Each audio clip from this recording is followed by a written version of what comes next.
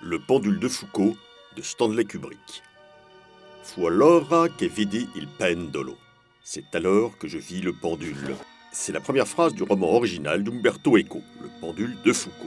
Et Stanley Kubrick avait décidé que non, finalement, ce n'était pas la peine de lire les 649 autres pages et qu'à partir de cette seule première phrase, il allait construire un film complet inspiré du pendule de Foucault.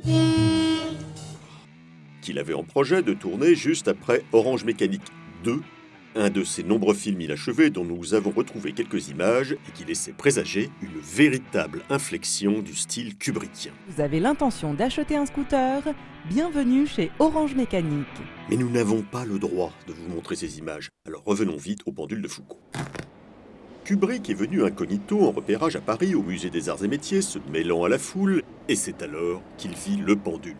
Voilà qui au moins lui aura confirmé que la Terre tourne, parce que c'est ça le principe de l'expérience du pendule de Foucault. Et on ne va pas entrer dans les détails, mais on vous le garantit, oui, la Terre tourne. La preuve. La Terre tourne peut-être, mais Kubrick a fait son repérage pour rien, car il s'est retrouvé Big John comme devant, puisque Umberto Eco a tourné le dos à sa proposition d'adaptation et a répondu non merci, enfin no grazie, parce que d'une part, on ne lui a pas proposé de participer au scénario du film, et ça l'a vexé, et surtout parce qu'il avait été échaudé par l'adaptation du Nom de la Rose quelques années auparavant. Dommage, car tout cela est parti d'un malentendu. Parce qu'en réalité, ce que n'avait pas apprécié Eco, ce n'est nullement la version du Nom de la Rose de Jean-Jacques Hano avec Sean Connery, mais cette autre version, celle de Bruno Léandri avec Sean Truffaut, parue dans Fluide glacial et intitulée Le nom du rhododendron, à laquelle Eco n'avait pas non plus été invité à participer, mais qui a tout de même obtenu le prix de non aucun prix.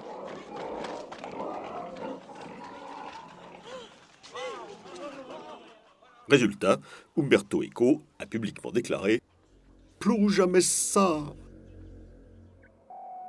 Mais de toute façon, Eco n'avait en réalité jamais eu connaissance du fait que Kubrick voulait tourner son pendule, un intermédiaire trop zélé n'ayant pas estimé opportun de lui faire parvenir l'offre parce qu'il était sûr qu'il la refuserait. Et quelques années plus tard, quand il l'a appris, il a immédiatement dit qu'il était d'accord, qu'il était ravi, et quand est-ce qu'on se voit pour en parler? Mais zut, entre-temps Kubrick était mort, ce qui a compromis le projet.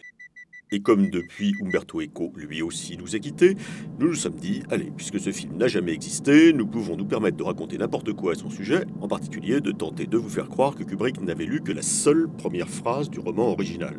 Pas du tout, pas du tout. Il est prouvé qu'il a lu la première page entière. Et d'ailleurs, c'est alors que je vis le pendule n'est pas la première phrase du roman, puisque l'on remarque au-dessus une citation en hébreu.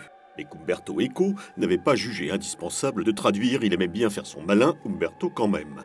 Bon, mais nous aussi on aime bien faire les malins, et on est opiniâtre, alors on a fini par trouver qu'il s'agissait d'une citation d'un grand mystique juif, le rabbin Isaac Luria, 1534-1572, et qu'il y est en gros question de l'extension de la lumière dans le vide, qui commence toute droite et finit en un cercle parfait. Et après c'est parti pour les 650 pages, pour l'édition française.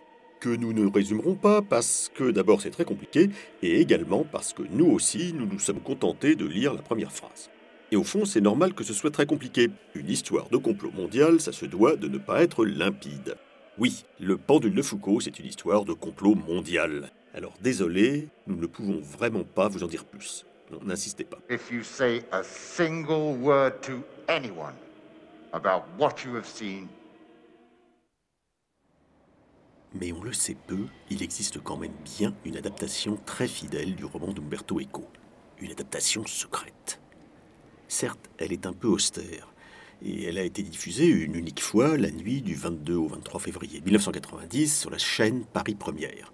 Cette nuit-là, muni d'un astucieux dispositif lui permettant de conserver les paupières ouvertes, le journaliste Marc Jampolsky a lu Le pendule de Foucault depuis le musée des Arts et Métiers, devant le vrai pendule de Foucault, qui oscillait tranquillement. Ça a duré exactement 8h35 minutes. Comme il fallait s'y attendre, les images ont été opportunément effacées.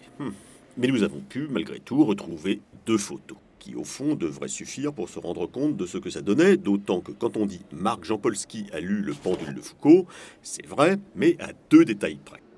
Petit 1, il n'a lu en fait que les 451 premières pages du livre.